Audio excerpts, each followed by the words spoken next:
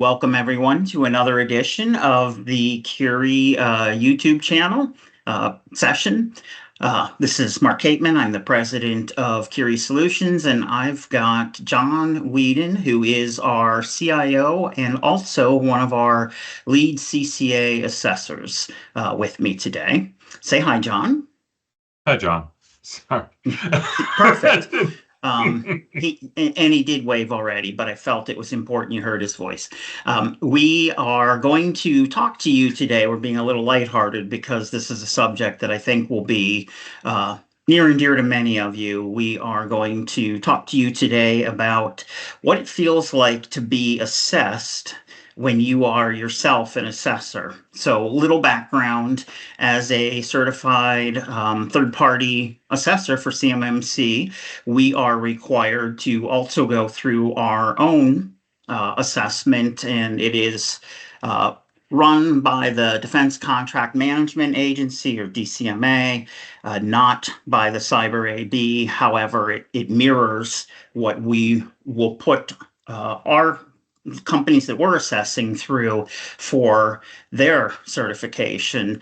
And John had never been through one of those in his life, even though he's been providing them to our clients. And we had this little meeting post-assessment where we talked about what that must have felt like to be on the customer side. And he said, "Oh, I learned a lot."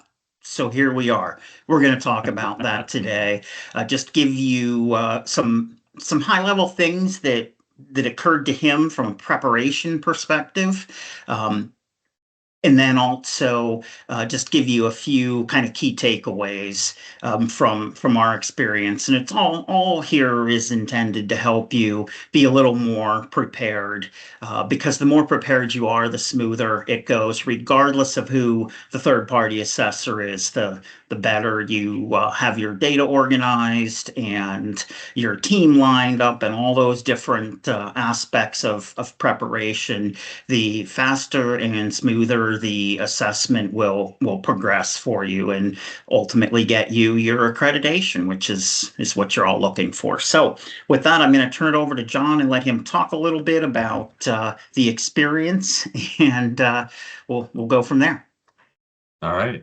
Hello. As introduced, I'm Jonathan. I was not present at Kieri when we did our first assessment with DCMA DIBCAC. It was before my time, but I had done JSVAs, so I was familiar with DIBCAC's assessment methodology, the DODAM, as it's often called. And I had done, I believe, if I'm remembering correctly, 4 JSVAs prior to CMMC going live. So I came at it from a place where I knew what to expect in some extent. I had heard their cadence, their methodology, their expectations. But at the time that we were starting to discuss this, we were growing as a company pretty dramatically. We were nearly doubling in size, very nearly doubling in size back in November through February 2024 to 2025.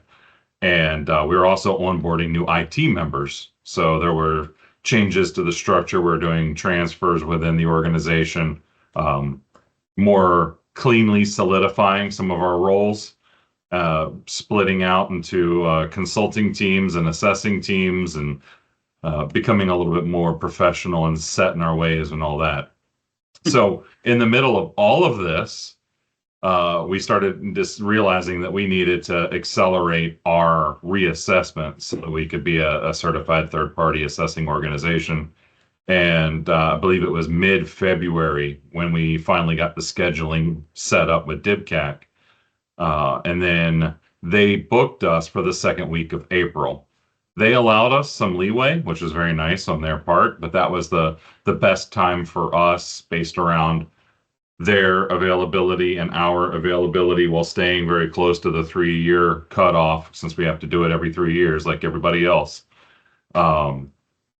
And once we finally had a set date, we felt that we had to dive in hard and make sure that we kind of swept the floor before we put up all the plates, so to speak. So Let's everybody talk a always asks. little about that, if I can interrupt you. Tell the folks like some of the specific things that we did as housekeeping items in prep Yeah. for that, for them Because to understand.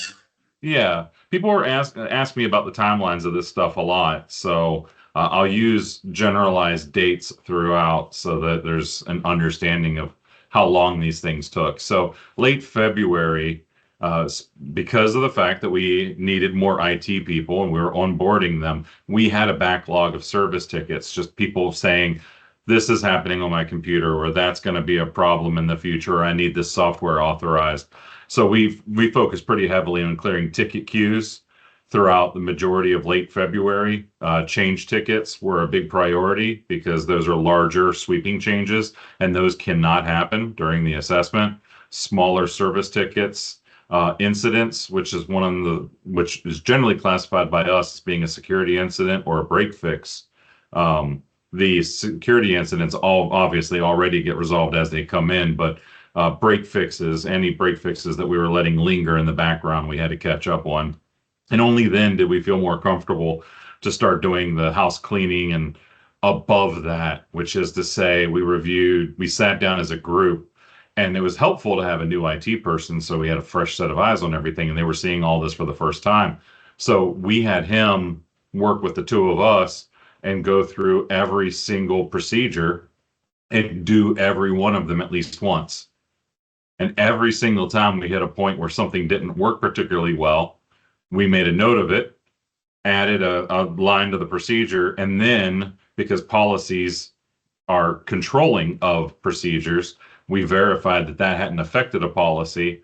And if it did, then we went through our change policy, our change procedure, to make changes to the policies so that there were no changes to the policy that couldn't be pointed out in change management, or an important requirement.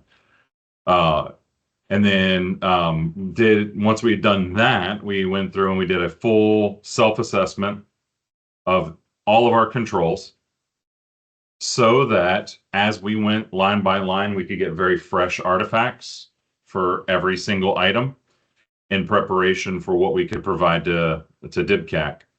At that point, we created a SharePoint site dedicated to our assessment, and we created an open evidence folder that was very generalized.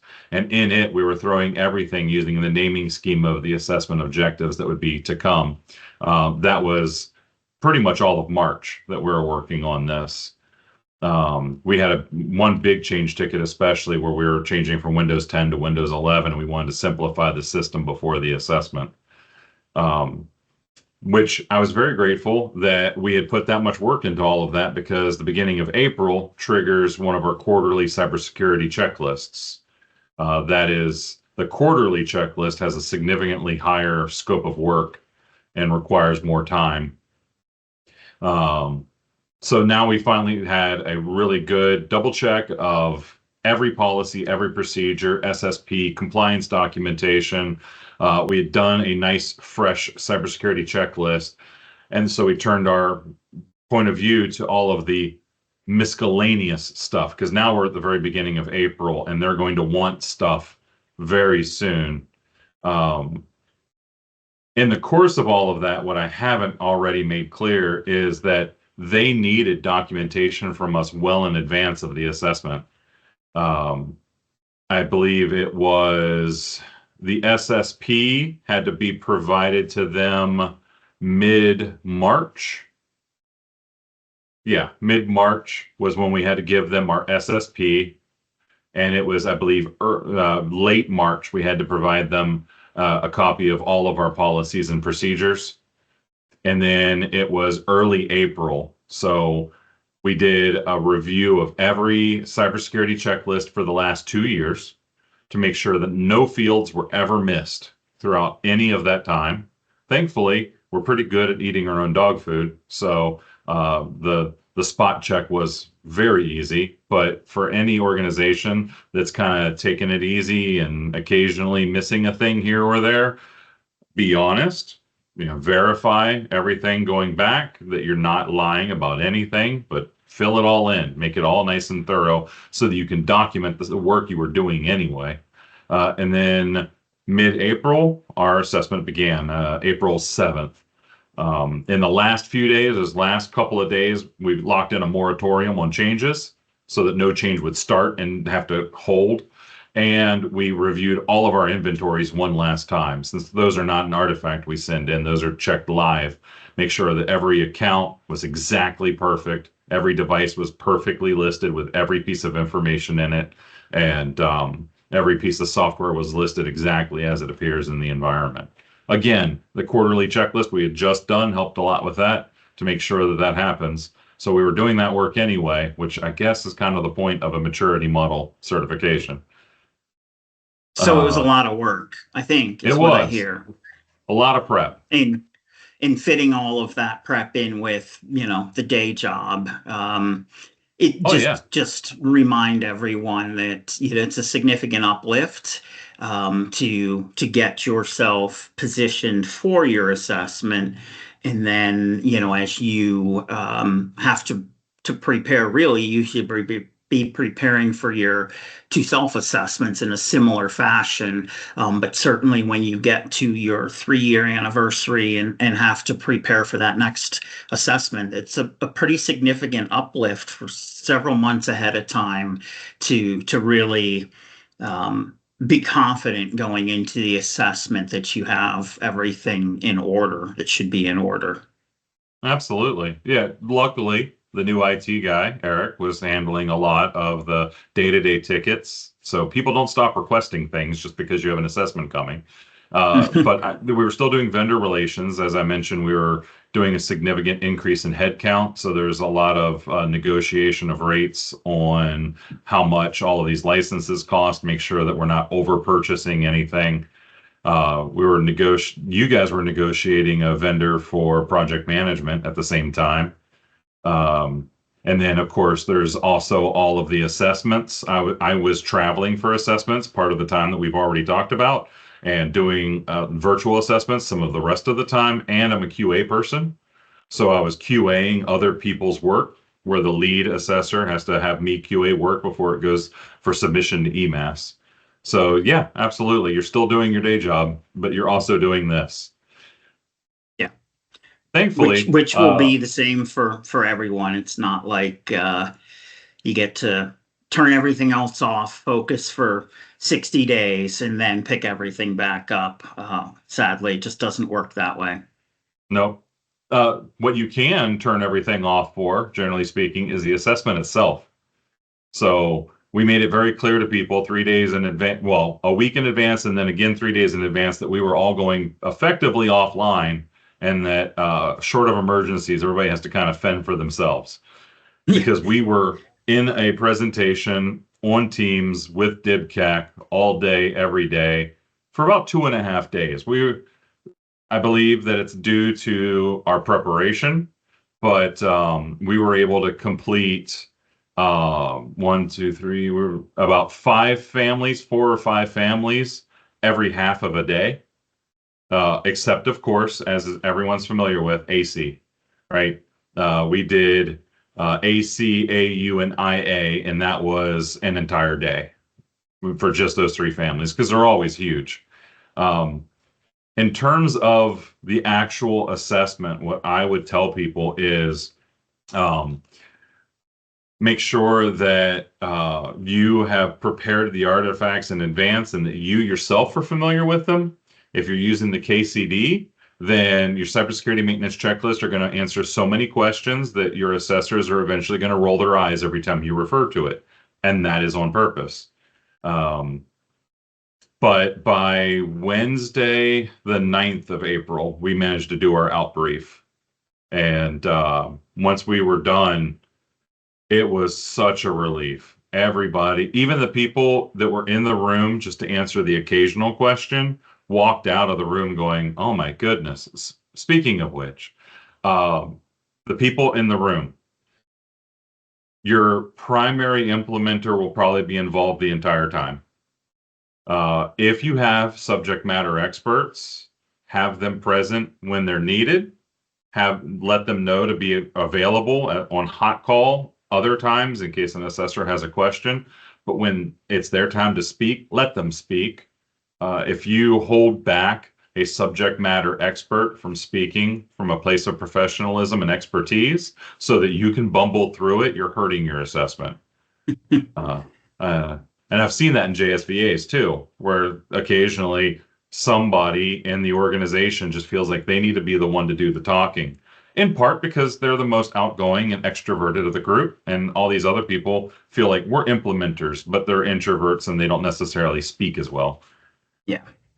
So Uh, we were able to complete ours in fairly quick fashion. And, I know it varies depending on organization and complexity. And we aren't a very complex organization, oh yeah. fortunately.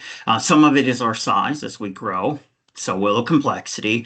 Mhm. But what would you say would be maybe 3 or 4, or I don't know, however many points you want to give to the folks as far as a lesson that you learned that you'll take to heart next time you sit through as an assessee, and that you can share with organizations that we assess? Oh yeah, absolutely.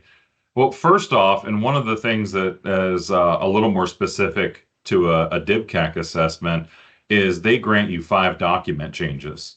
There's some consideration back and forth as to exactly what that means. So if you're being assessed by DIBCAC, either because they picked you for an assessment or you're a C3PAO up for assessment, start early with the question as to exactly what that means to that assessment lead. Because the more time you give them to answer the question, the more people they can consult about the answer, which is to say, can I change? They allow 5 documentation changes, no technical implementation changes throughout the entire assessment. But does that mean you can change 5 documents? Or does that mean that 5 times you can change as many documents as necessary to fix whatever error you have? Find out what their answer is, because it could vary from team to team potentially.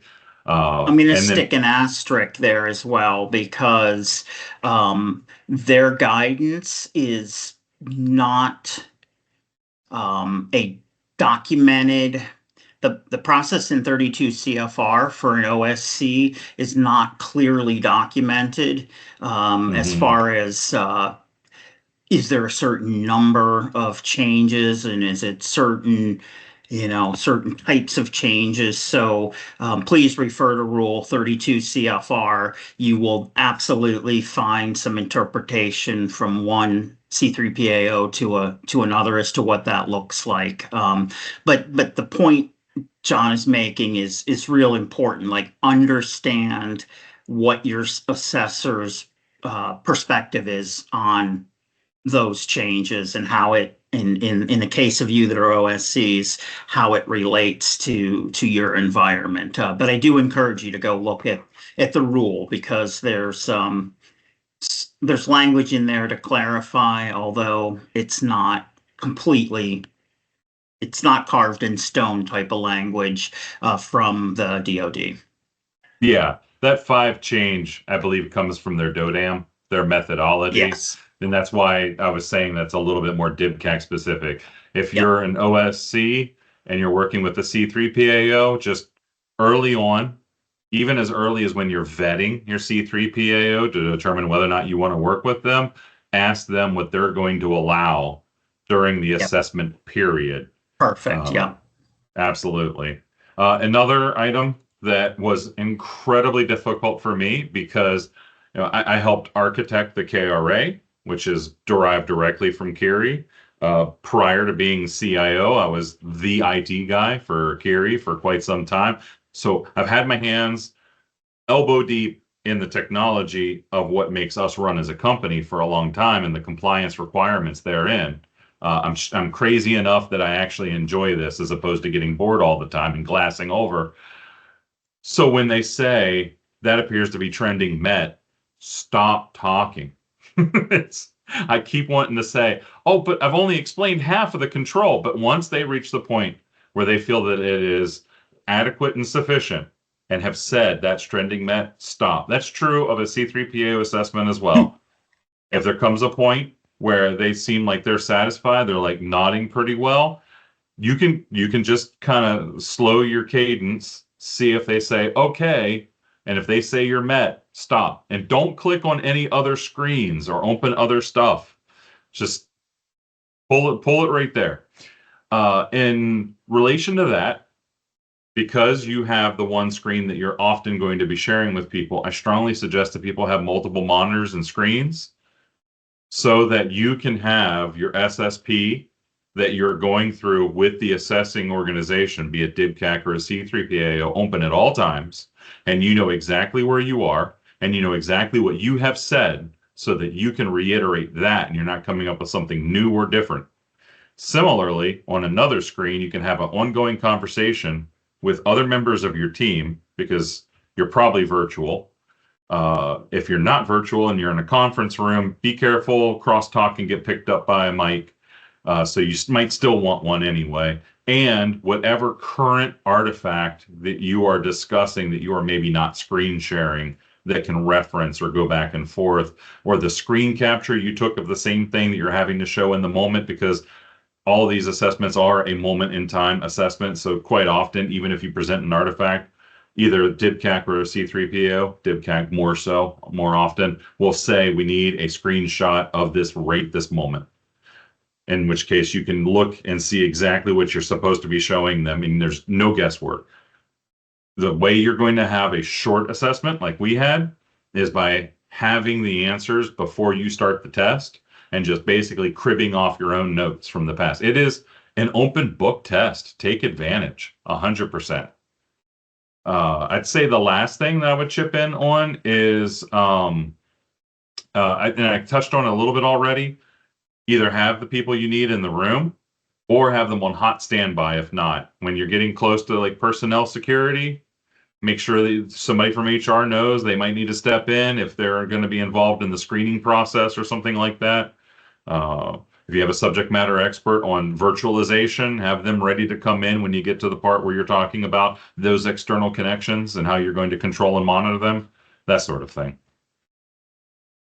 Yes, and that is something that you mentioned to me, and we're going to post kind of a transcript of this as well. But in the transcript, you mentioned that you've watched, one IT person, a person that's one member of a five-person team trying to like stumble their way through an answer when they could have lined up the right person, or the right person sometimes is even literally sitting right there, and they really should defer to them and let them answer, because once again, less is more. You give what you're asked for, and if you've prepared properly for this, you've like John said, it's an open book test. You've come with the answers, so give the answers. They unlike those of you with young children understand this. You don't really have to show your work. It's not about showing your work. So come prepared with the answers. Share as asked, and I hope this has been helpful for any of you that are out there. It struck me when John told me that it felt very different sitting on the other side of the table, that it could be a great opportunity for us to help our customers prepare themselves for when we show up, or another C3PAO, but preferably Kieri. So if you found this helpful, please like, comment, click on the subscribe button. That's somewhere down here. You have to do that if you put anything on YouTube. We'd love to have you as a subscriber. We've got a pretty extensive library, continually growing it. So please stop by, and thank you for your time.